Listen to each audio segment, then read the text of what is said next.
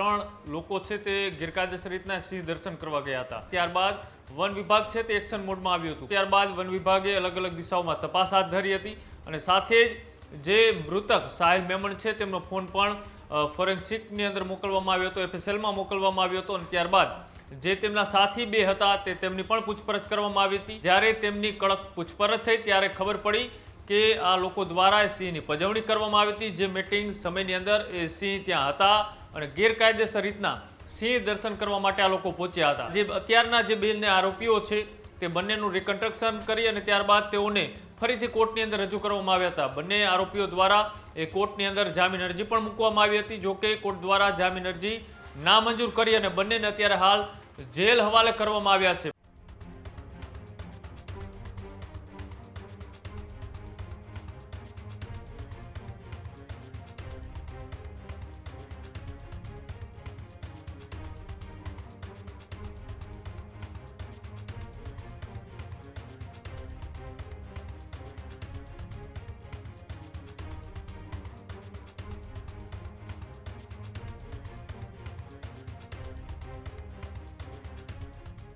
અમરેલીના લીલિયામાં થોડા દિવસ પહેલા જે સિંહ હુમલાની ઘટના સામે આવી હતી, જે બાદ વન વિભાગની કડક કાર્યવાહી જોવા મળી રહી છે। જી હા, વન વિભાગની કાર્યવાહી વધુ હવે તેજ થતી જોવા મળી રહી છે। અંટાળિયા નજીક સિંહ હુમલામાં 21 વર્ષીય યુવકના મોતનો મામલો કે જ્યાં સિંહ દર્શન કરવા ગયેલા 3 શખ્સો સામે ગુનો નોંધાયો હતો। મૃતક સોહિલ સહિત યશરાજસિંહ અને રેહાન ખાન સામે ગુનો નોંધાયો, જ્યારે યશરાજસિંહ વાજા રાઠોડ અને રહેખાન પઠાણના 2 દિવસના રિમાન્ડ પૂર્ણ થયા છે। રિમાન્ડ દરમિયાન વિડીયો કોલ સાથે જોડાયેલા 2 યુવકોના નિવેદન પણ નોંધવામાં આવ્યા છે। આજે બંને આરોપીઓને કોર્ટમાં રજૂ કરાયા, જ્યારે કોર્ટના આદેશ બાદ બંને આરોપીઓને જેલ હવાલે પણ કરવામાં આવ્યા છે। એટલે કે ગેરકાયદેસર રીતે જંગલની અંદર ઘૂસી સિંહોની પજવણી કરવામાં આવે, તેમના વિડીયો ઉતારવામાં આવે, તેમની ઉપર ટોર્ચ કરવામાં આવે, તેમને એ છંછેડવામાં આવે। જ્યારે મેટિંગનો સમય હોય તે દરમિયાન ત્યાં ગેરકાયદેસર રીતે ગમે ત્યાં સિંહ જોવા માટે ઘૂસી જવું અને પછી સિંહ જો હુમલો કરે છે તો એ પછી શું થાય છે, આવી ઘટનાઓમાંથી આપણે શીખવું પણ જોઈએ। વધુ માહિતી માટે કૃણાલ જોડાયા છે। કૃણાલ, જે અમરેલીના લીલિયામાં ઘટના બની હતી, 3 યુવકો ગેરકાયદે રીતે સિંહ દર્શન કરવા માટે ગયા હતા, એમાંથી એક યુવક પર સિંહ દ્વારા હુમલો કરવામાં આવ્યો હતો, જેમનું મોત નીપજ્યું હતું। જ્યારે વન વિભાગે 3 શખ્સો સામે ગુનો નોંધી અને હાલ તો એ 2 લોકો છે તેમને કોર્ટમાં રજૂ કર્યા છે અને રિમાન્ડ પણ પૂર્ણ થઈ ચૂક્યા છે। બિલકુલ, લીલિયાની બાજુમાં જે અંટાળી રેન્જ ફોરેસ્ટ આવેલી છે તેની લગભગ 200 મીટર આસપાસ જે 3 લોકો છે તે ગેરકાયદેસર રીતના સિંહ દર્શન કરવા ગયા હતા અને તેમાં સિંહના હુમલામાં 21 વર્ષીય સાહિલ મેમણનું એમાં મોત નીપજ્યું હતું। તે શિકારનો ભોગ બન્યા હતા અને ત્યારબાદ વન વિભાગ છે તે એક્શન મોડમાં આવ્યું હતું, કેમ કે વારંવાર વન વિભાગ સામે અનેક સવાલો ઉઠતા હોય છે કે સિંહ અવર જવર કરતા હોય છે ગ્રામ્ય વિસ્તારોમાં, તો પછી ફોરેસ્ટ અને વન વિભાગના કર્મચારીઓ શું કરતા હોય છે।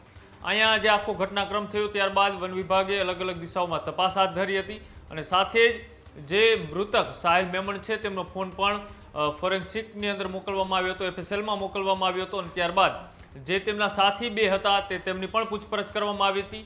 જ્યારે તેમની પૂછપરછ કરવામાં આવી તે પહેલાં તેઓને કોર્ટની અંદર 2 દિવસના રિમાન્ડ માટે મોકલવામાં આવ્યા હતા। કોર્ટ દ્વારા રિમાન્ડ મંજૂર કર્યા બાદ 2 દિવસની જ્યારે પૂછપરછ ચાલી ત્યારે તેમનું રિકન્સ્ટ્રક્શન કરવામાં આવ્યું અને રિકન્સ્ટ્રક્શન કર્યા બાદ જ્યારે તેમની કડક પૂછપરછ થઈ ત્યારે ખબર પડી કે આ લોકો દ્વારા સિંહની પજવણી કરવામાં આવી હતી। જે મીટિંગ સમયની અંદર એ સિંહ ત્યાં હતા અને ગેરકાયદેસર રીતના સિંહ દર્શન કરવા માટે આ લોકો પહોંચ્યા હતા। એટલું જ નહીં, પણ જે મૃતક સાહિલ મેમણ છે તેમના ફોનમાંથી વિડીયો કોલ છે તે પણ કરવામાં આવ્યો હતો।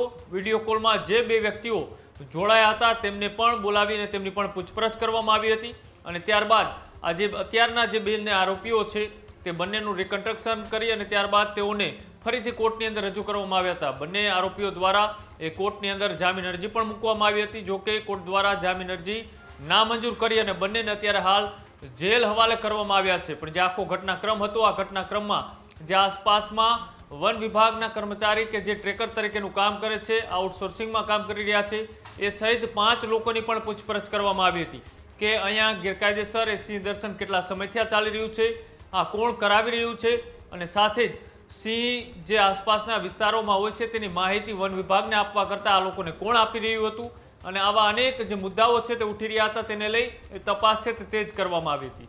અને જે હજી આસપાસના વિસ્તારોની અંદર આવી રીતના ગેરકાયદેસર સિંહ દર્શન થઈ રહ્યા છે, આ સિંહ દર્શનને રોકવા માટે હવે વન વિભાગે કડક એક્શન પ્લાન તૈયાર કર્યો છે. કોઈ પણ વ્યક્તિ જો આ રીતના સિંહ દર્શન કરવા જાય અને પછી તેમની સાથે કોઈ એવી અનિચ્છનીય ઘટનાઓ બને, કોઈ શિકારનો ભોગ બને, તો પછી વારંવાર જે વન વિભાગ ઉપર સવાલો ઉઠે છે તેને ક્યાંક ને ક્યાંક રોકવા માટે હવે વન વિભાગ છે તે તમામ પ્રકારની તૈયારીઓ છે તે વિસ્તારની અંદર કરવા માટે તૈયાર થઈ ચૂક્યું છે. કેમ કે ગીરની આસપાસનો વિસ્તાર છે, આ વિસ્તારોની અંદર જેટલી માનવ વસાહત વધી છે એટલા જ એ વન્યજીવો એટલે કે સિંહના જેવા જે શિકારી પ્રાણીઓ છે તેમની પણ સંખ્યા વધી છે. અને સાથે સાથે જે જંગલો એ વધવા જોઈએ તેની જગ્યાએ અત્યારે ક્યાંક ને ક્યાંક સિમેન્ટ અને કોન્ક્રીટના જંગલો એ બનતા જઈ રહ્યા છે. અને તેના જ કારણે આવી ઘટનાઓના કારણે ફરી એક વખત સિંહ અને વન્ય પ્રાણીઓ એ જંગલ છોડી અને અત્યારે બહાર ગ્રામ્ય વિસ્તાર અથવા તો ખેતરોમાં પહોંચે છે. અને ફરી એક વખત વારંવાર આવી જ્યારે ઘટનાઓ બને છે ત્યારે વન વિભાગ ઉપર સવાલ ઉઠે છે. અને લગભગ આટલા 1 મહિના જેટલા સમયની અંદર 8 જેટલી આવી ઘટનાઓ બની. આ તમામ ઘટનાઓની પાછળ અનેક જગ્યાએ કોઈ જે મનુષ્યની ઘેલછા છે સિંહ જોવાની તે જવાબદાર છે, તો ક્યાંક જે ફોરેસ્ટની અંદર સિંહ રહેવા જોઈતા હોય એ ત્યાં પૂરતું તેમને અનુકૂળ વાતાવરણ નથી, અથવા તો જે એશિયાટિક સિંહોના નામે આપણે ગૌરવ લઈ છે પણ એ જ સિંહોને ક્યાંક ને ક્યાંક આપણે રક્ષણ અને સુરક્ષા નથી આપી રહ્યા. જંગલો એ વધારવાના જગ્યાએ જંગલો ઘટતા જઈ રહ્યા છે અને એટલા જ માટે એ વિસ્તારની આસપાસમાં સિંહ વારંવાર દેખાય છે. પણ હવે ફોરેસ્ટ વિભાગ અને જે વન અને પર્યાવરણ મંત્રી અર્જુન મોઢવાડિયાએ પ્રેસ કોન્ફરન્સમાં સ્પષ્ટ કહ્યું હતું કે હવે ચાહે કોઈ પણ હોય આવી જ્યારે ઘટનાઓ બનશે અને ગેરકાયદેસર સિંહ દર્શન જો કર્યા હશે તો તેમની સામે ક્યારેય પણ ન થઈ હોય એવી સજાઓ છે તે કરવામાં આવશે.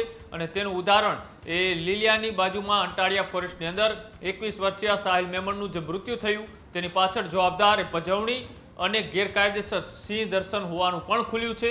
આગામી દિવસોમાં એ વિસ્તારમાં કેટલી જગ્યાએ આ રીતના સિંહ દર્શન થાય છે તેની પણ અત્યારે ફોરેસ્ટ વિભાગ તપાસ કરી રહ્યું છે.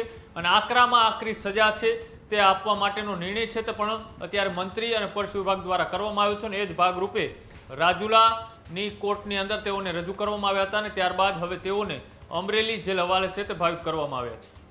બિલકુલ, આભાર જોડાવા બદલ અને માહિતી બદલ. ખેડૂત ભાઈઓ છે ખેતરમાં ડ્રોન ઉડાવતા હોય છે ત્યારે આપણે એક પ્રશ્ન સતાવતો હોય છે કે જે આપણે અત્યાર સુધી જીપીએસ ટેકનોલોજી વાળા ડ્રોન વાપર્યા છે, જેથી કરીને મોબાઈલ ટાવર છે અથવા તો હાઈ ટેન્શન લાઈન પસાર થતી હોય, કોઈ વૃક્ષો હોય, ત્યારે જે જીપીએસ ટેકનોલોજી વાળા ડ્રોન છે એમાં ટકરાય અને ટ્રેસ થાય છે.